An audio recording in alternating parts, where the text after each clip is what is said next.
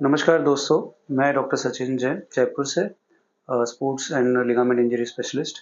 हमारे साथ एक पेशेंट है, आपका क्या नाम है मैम? कशिश अरोरा। कशिश जी, आप कहाँ से आए? मथुरा से। मथुरा से। क्या इश्यू था आपकी, क्या प्रॉब्लम हुई थी और क्यों आए आप यहाँ पे?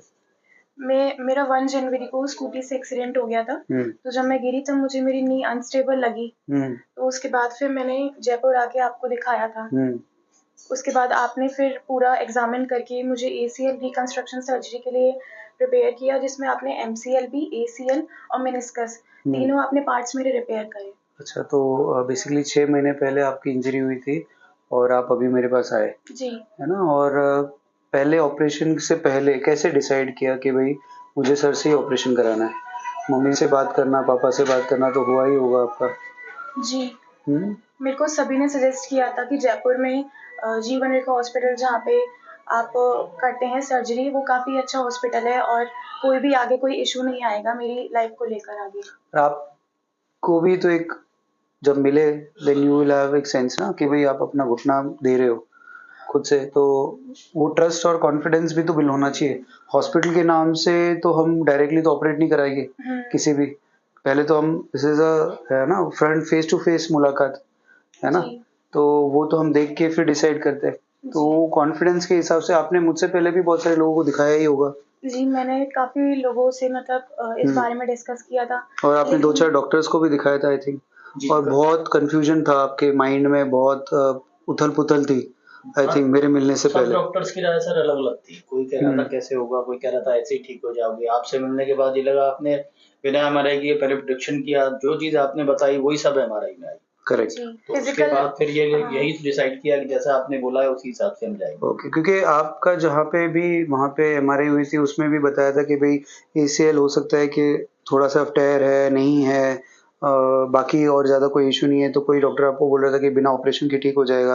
हाँ, कोई क्लियर डॉक्टर कट नहीं था सर कुछ भी, मतलब एकदम से जो क्लियर होना चाहिए, तो आपसे बात होने के बाद मालूम पड़ा कि ये प्रॉब्लम है। फिर आपने एमआरआई बोली तो उस एमआरआई में सेम वही चीज़ें निकल गई। इनफैक्ट कशिश जी ने शायद से पूरा ऑपरेशन भी देखा था? जी, कंप्लीट पूरा ऑपरेशन देखा कंप्लीट था? पूरा ऑपरेशन देखा था। आपने जब लिगामेंट अंदर लगाया लगा था रहे तो थे, देख पूरा रहे आपने थे, पूरा आपने दिखाया था। दिखाया था आपका मुझे। पैर मैं खींच रहा था कि भाई टाइट हो गया जी। लिगामेंट। इनफैक्ट ऑपरेशन के टाइम पे इनका ACL था ही नहीं घुटने के अंदर। जी। याद है? मैं अंदर देखा था, मैंने कहा देखो यहाँ पे ACL ही नहीं है। जी। तो उस जगह पे जहाँ पे ACL होना चाहिए उस जगह पे ACL ही नहीं है, तो फिर ACL का एमआरआई में होने का कोई चांस ही नहीं है। लचक इतनी थी और ACL है ही नहीं और उस जगह पे हमने ACL नया लगा दिया। तो इनका ACL भी लग गया, मेनिस्कस भी लग गया, रिपेयर हो गया। Meniscus was very difficult operate करने में। मेनिस्कस में मेरे पसीने निकल गए थे। बहुत डिफिकल्ट था, पर मेनिस्कस अच्छे से रिपेयर हो गया और MCL भी हमने ठीक कर दिया। तो क्लिनिकली भी बहुत अच्छा हो गया। चीरे कितने बड़े-बड़े हैं आपके? बहुत ही माइन्यूट साइज़ के, मतलब पता ही नहीं चल रहे हैं बिल्कुल भी। और इनके प्लास्टिक सर्जरी के हिसाब से किए तो एकदम एक छोटी-सी लाइन दिखेगी। जी। ऐसा लगेगा कि कोई ऑपरेशन ही नहीं हुआ है। जी। एक्सरसाइज़ आप कर रहे हैं? जी। एक्सरसाइज़ करना है ना? बहुत ज़रूरी है बिकॉज़ एक्सरसाइज़ अगर नहीं करेंगे तो हमारे रिज़ल्ट का इतना मेहनत सब वेस्ट हो जाएगा, है ना? तो एक्सरसाइज़ करके हमारा जो टारगेट होगा फर्स्ट मंथ में हमारा मूवमेंट 110 डिग्री तक होना चाहिए, मतलब ऑलमोस्ट यहाँ तक आना चाहिए। ये पार्ट इधर तक चल जाएगा बट ये मूवमेंट 110 तक आना चाहिए जो हम कर रहे हैं। अभी आपका 40 डिग्री है, 1 वीक में 160-70 तक आए, 2 वीक्स में 80-90 तक आ जाए, 3 वीक्स में 110 तक आए, 120 तक आए, उतना अपन रोक देंगे, ठीक है? फिर 1 महीने बाद में पूरा मूवमेंट लाना है। जब मेनिस्कस और MCL दोनों ही रिपेयर होते हैं तो हम पूरा वज़न देके नहीं चलते हैं, हम हवा में रखते हैं क्योंकि हम जब पूरा वज़न देंगे तो मेनिस्कस के ऊपर भी लोड आएगा, वो मेनिस्कस हील नहीं होगा। प्लस वज़न देके चलेंगे तो MCL भी खुल सकता है। तो इस वज़ह से हम वेट नहीं देते, हवा में पैर रखते हैं मिनिमम 1 से सवा महीना। उसके बाद में फिर उँगलियों पे वज़न देंगे, फिर पंजे पे, फिर पूरा। तो टोटल 2 से सवा 2 महीने में आप पूरा वज़न देके चलोगे। उसके बाद भी एक लंबा ब्रेस आएगा जो हम बोलते हैं एस्ट्रॉम नी ब्रेस, जिसमें आपके MCL को वो प्रोटेक्ट करेगा। तो वो हमको 3 मंथ्स तक टोटल लगाना है आज के इस बाद ऑपरेशन से। फिर एक्सरसाइज़ेज़ आपकी जो मसल्स की स्ट्रेंथनिंग है वो होती रहेगी। 6 मंथ्स बाद ये जब मसल्स पूरे स्ट्रॉन्ग हो जाएँगे, आपका लिगामेंट पूरा सेट हो जाएगा, then you are free to do whatever you want. तब आपका घुटना आपका है। अभी आपका घुटना नहीं है। जी। अब किसका घुटना है? आपका। मेरा घुटना है। तो आपको मैंने सँभालने के लिए दिया है। जी। समझ आ गई मेरी बात? इसको आपको सँभालना है, इसकी एक्सरसाइज़ करनी है, इसको मसल्स को स्ट्रॉन्ग करना है। फिर प्रॉपर्ली जो मैं कहूँ उतना ही होना चाहिए। ना कम ना ज़्यादा। जब ये हम करते रहेंगे तो over a period of time हमारा रिजल्ट भी सही आएगा।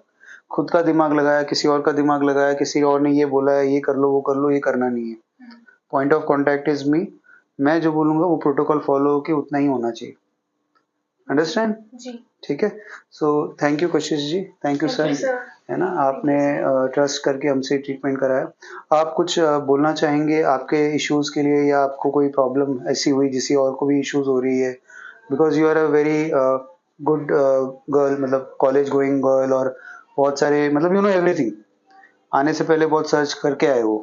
तो ऐसे लोग भी है जिनको ऑलरेडी पता है, तो उनको क्या आप टिप्स देना चाहोगे? मैं यही कहना चाहूँगी कि जितनी भी मतलब औरतों से लेकर सर्जरीज़ होती हैं, वो सब बहुत अच्छे से परफ़ॉर्म करेंगी, क्योंकि उन्होंने मेरा भी एसीएल रिकंस्ट्रक्शन बहुत अच्छे से परफ़ॉर्म किया। मतलब पहले दिन तो मेरे को काफ़ी पेन रहा, वो ऑब्वियस सी बात है, सर्जरी में सबको होता है। लेकिन सेकंड डे, फिर आज मेरा थर्ड डे है, तो मुझे काफ़ी रिलीफ़ मिला है, फिर भी पेन में बहुत रिलीफ़ मिला है।